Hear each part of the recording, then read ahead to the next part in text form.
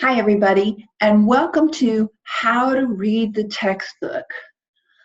I'm sure there's a certain percentage of you, when you saw the name of this video, How to Read the Textbook, did an exaggerated eye roll and said, my goodness, I've been reading since the first grade. And it's true. But textbook reading is a particular skill, and textbook reading for economics is an even more particular skill, and textbook reading using the interactive features of our economics textbook is an even more particular skill. So I thought I would take a couple of minutes and show you around for your own benefit. So to get us started, we're going to look at Chapter 2.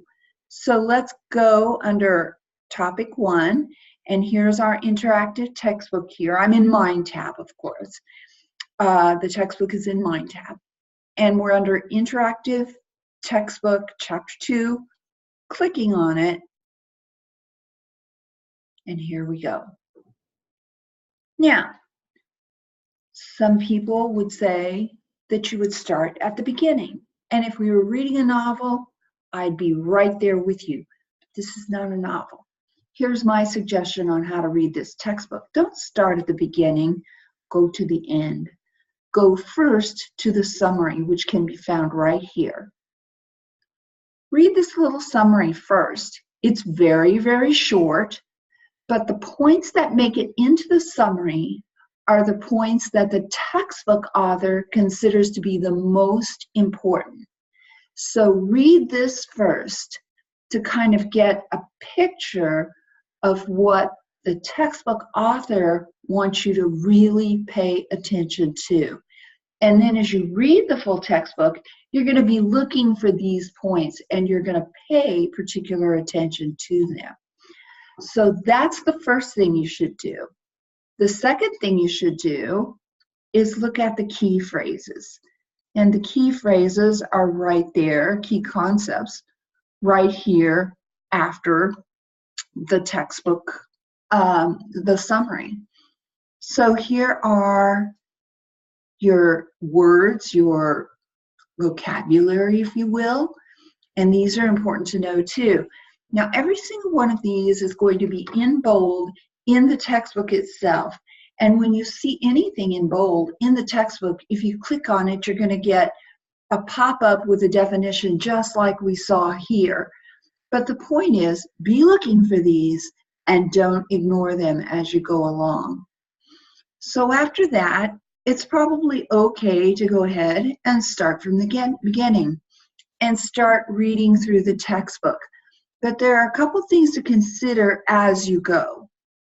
One of them is the idea of these concept videos. And I thought there was one in this section, but I'm wrong. Let's go to the next section and see if there's one there. I guess not. So let's back up and let's consider the graphing feature.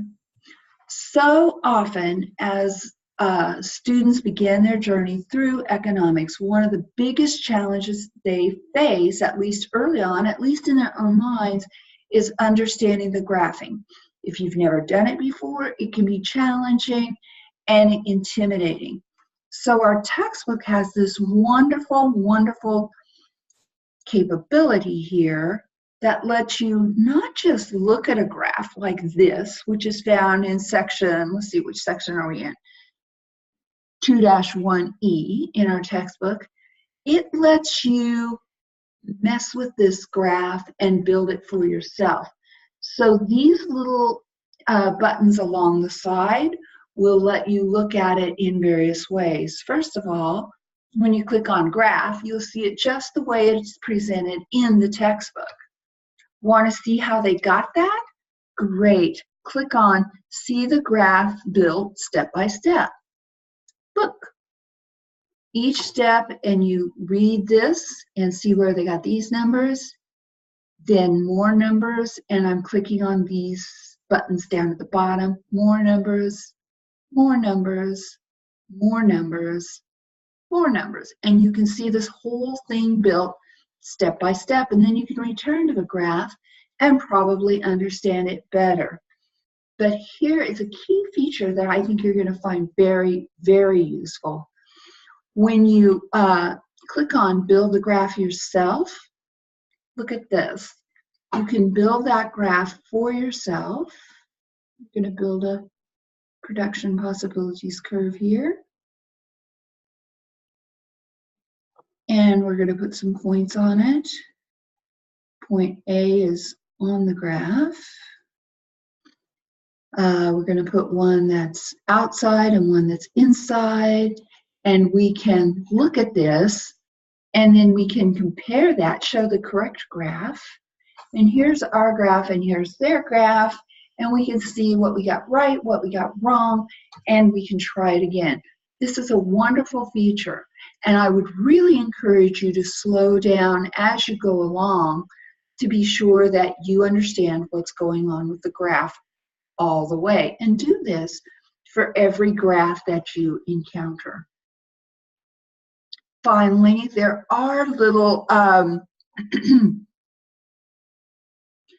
concept videos that are embedded throughout this book. And of course, right now I'm not finding any, but let's see. Oh, here's one. Positive versus normative economics. And this is in section 3 or 2.2a. So when you see these little things, this gives you just a little short video that explains that concept in more detail. Click on the video and listen to it as you go.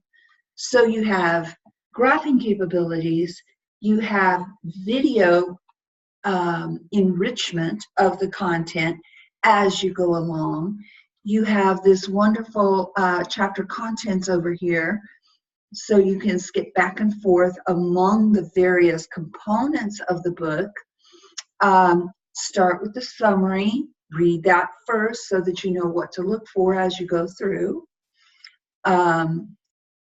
Go over the key concepts also before you begin. All of that just helps to focus your thinking. And finally, a unique feature of Chapter 2 is it has a whole appendix that's just on graphing. And so if you're feeling intimidated by the graphs and having trouble or feel like you might have trouble with the graphs, this is a very important area to read. And again, you can see these things built one point at a time so that you can be very clear on where these numbers came from. I think you'll find this book very useful, very easy to use, and very helpful as you learn economics. And I look forward to hearing any questions that you may have about these ideas. Thanks so much for being here.